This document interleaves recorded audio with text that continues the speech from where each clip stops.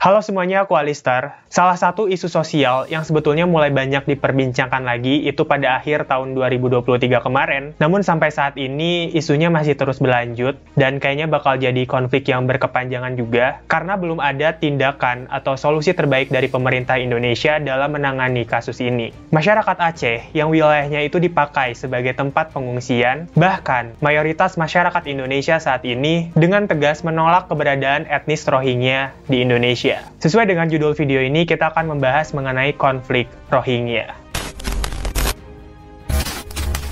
Kita awali dulu dengan mengenal etnis Rohingya. Rohingya adalah kelompok etnis minoritas yang menetap di negara bagian paling miskin di Myanmar, tepatnya di wilayah Rakhine yang dekat dengan perbatasan Bangladesh. Kenapa minoritas? Sebetulnya ada beberapa aspek, mulai dari agamanya. 90% penduduk Myanmar itu beragama Buddha, sedangkan Rohingya itu memeluk agama Islam. Kemudian mengenai bahasanya, Rohingya itu punya bahasanya sendiri, sedangkan Myanmar memakai bahasa nasional yang namanya itu Burmese. Secara karakter fisik juga itu berbeda. Etnis Rohingya lebih mirip dengan warga Bangladesh dan India, tidak seperti suku Bamar yang merupakan etnis terbesar di Myanmar. Dari beberapa sumber yang aku baca-baca, etnis Rohingya ini sudah menetap di Myanmar sejak abad ke-12 Masehi. Tapi guys, kenapa sih etnis Rohingya ini bisa sampai dibenci oleh etnis lain yang ada di Myanmar, padahal kan mereka udah tinggal lama di sana?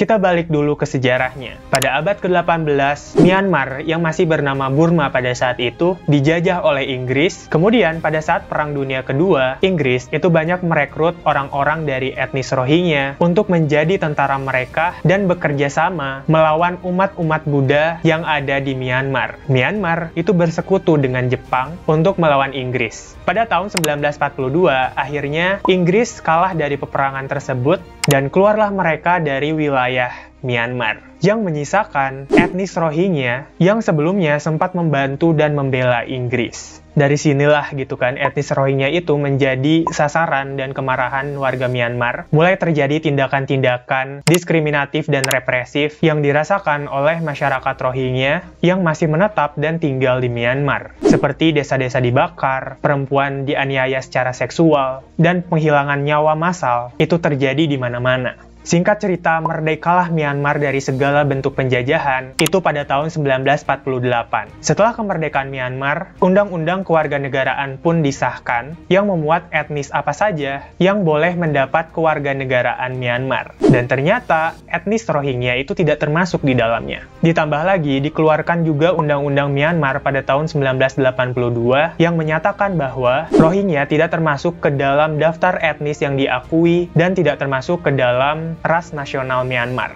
Akibatnya mereka tidak mendapat akses kesehatan, pendidikan, lapangan pekerjaan, dan tidak juga mendapat perlindungan hukum. Saat ini mereka menjadi populasi terbesar di dunia yang tidak memiliki kewarganegaraan. Mereka juga tidak diperbolehkan keluar dari wilayah Myanmar, termasuk keluar dari tempat tinggal mereka sendiri. Mereka tuh nggak boleh keluar dari wilayah Rakhine tanpa seizin dari pemerintah. Tempat tinggal mereka di Rakhine juga itu jauh dari kata layak. Mereka kayak tinggal di camp-camp pengungsian gitu. Karena udah nggak kuat dengan segala perlakuan yang etnis Rohingya ini dapatkan dan kehidupan yang sangat tidak layak mereka rasakan, akhirnya pada tahun 1990, etnis Rohingya ini secara bertahap mulai mencoba keluar dari wilayah Myanmar. Tapi puncaknya itu terjadi pada tahun 2017 saat gelombang kekerasan besar-besaran terjadi di negara bagian Rakhine, memaksa lebih dari 742.000 orang yang setengahnya itu merupakan anak-anak mencari perlindungan ke Bangladesh. Mulai dari sini juga, mereka mulai menyebar ke beberapa negara di sekitar Myanmar, seperti Filipina,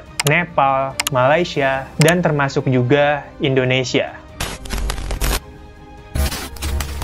Salah satu alasan kenapa etnis Rohingya memilih Indonesia sebagai tempat mereka mengungsi dan mengharapkan kualitas hidup yang lebih baik adalah karena kesamaan agama. Gelombang pertama kedatangan warga etnis Rohingya ke wilayah Indonesia melalui Aceh sudah dimulai sejak tahun 2009, tapi ada sumber lain juga yang menyebutkan bahwa kedatangan pertama etnis Rohingya ke Indonesia ini terjadi pada tahun 2015. Jadi aku nggak dapet nih sumber yang legit yang benar-benar memastikan kedatangan pertama kali etnis Rohingya ke Indonesia ini pada tahun berapa. Kalau misalkan kalian tahu informasinya, boleh komen di kolom komentar di bawah ya. Oke, lanjut. Jadi kita maju aja ke akhir tahun 2022. Sampai Desember 2023, ada lebih dari 1.600 pengungsi yang masuk ke Indonesia. Karena masyarakat Indonesia itu terkenal dengan 5S-nya gitu ya. Senyum, sapa, salam, sopan, santun. Jadi awalnya mereka itu diterima dengan baik, diberikan makanan,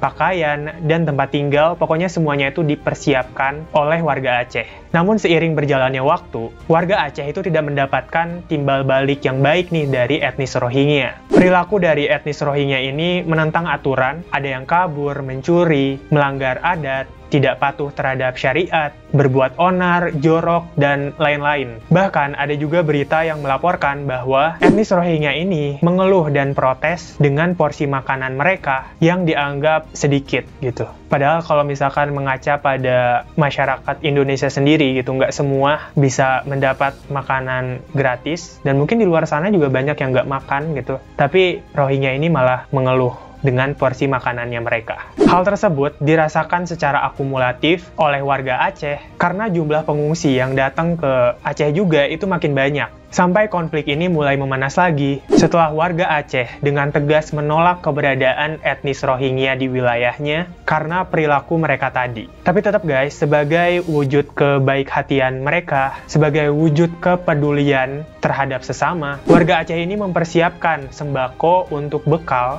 etnis Rohingya dalam melanjutkan perjalanannya. Nah, malah di berita itu dikasih tahu bahwa bekal itu malah dibuang oleh etnis Rohingya, dilempar ke laut sebagai bentuk protes. Karena sikap inilah, warga Aceh itu makin yakin bahwa keputusan mereka untuk tidak menerima etnis Rohingya di wilayahnya itu udah bener, sudah tepat dan udah sesuai gitu. Meskipun banyak dari pihak internasional yang menekan Indonesia agar menerima pengungsi dari etnis Rohingya dengan alasan kemanusiaan. Kita masuk nih ke teori konspirasinya. Ini merupakan topik yang cukup menarik sekaligus menyeramkan gitu ya. Tapi sebelumnya aku ingin menegaskan dulu bahwa teori konspirasi merupakan teori yang dipercaya oleh banyak orang. Biasanya teori konspirasi dimulai dari pemikiran atau pandangan seseorang yang akhirnya dipercaya oleh banyak orang. Jadi bukan merupakan fakta yang benar-benar terjadi. Teori konspirasi dari kedatangan etnis Rohingya ke Indonesia ini merupakan simulasi dari apa yang terjadi juga oleh Palestina. Ada narasi yang bilang kayak gini, etnis Rohingya itu terdampar di Indonesia. Tapi banyak orang yang percaya bahwa sebetulnya itu bukan terdampar, melainkan diantarkan oleh UNHCR secara sengaja ke wilayah Indonesia. Jadi dianterin dulu nih sama mereka, kemudian di tengah-tengah perjalanan diganti dengan kapal kayu dan dibiarkan berlayar hingga sampai ke Indonesia. Tadi aku bilang UNHCR gitu. Siapa sih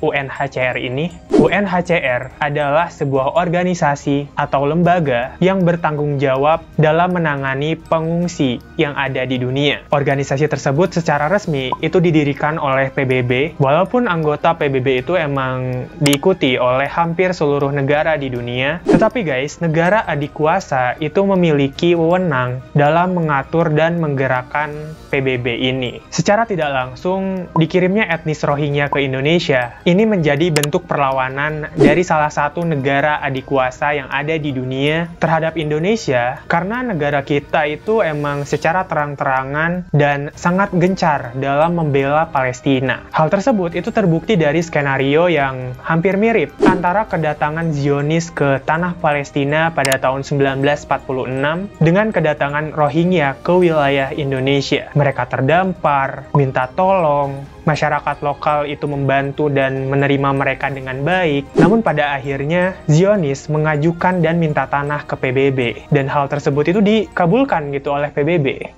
Rohingya juga udah ada contohnya di Malaysia. Pulau Selayang itu diminta untuk menjadi tempat dari etnis Rohingya. Oke guys, itu tadi merupakan pembahasan dari konflik Rohingya dan sedikit membahas mengenai teori konspirasi dari kedatangan etnis Rohingya ke wilayah Indonesia. Apa yang aku bahas di video ini merupakan rangkuman dari materi yang ada, dan semoga bisa dipahami dan dimengerti dengan baik oleh teman-teman semua. Karena kalau misalkan aku masukin semua, kayaknya bakalan lama banget nih video gitu. Jadi kalau semisal ada detail yang seharusnya aku masukin ke video ini tapi nggak aku masukin, teman-teman boleh komen aja di kolom komentar di bawah. Kita diskusi bareng-bareng di sana. Terima kasih buat teman-teman yang udah nonton video ini dari awal sampai akhir. Kita ketemu lagi di video selanjutnya. Have a nice day. Bye guys.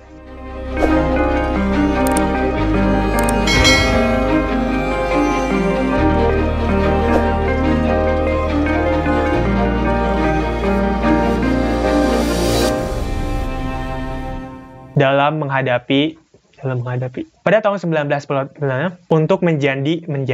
Tapi guys, kenapa sih etnis Myanmar salah?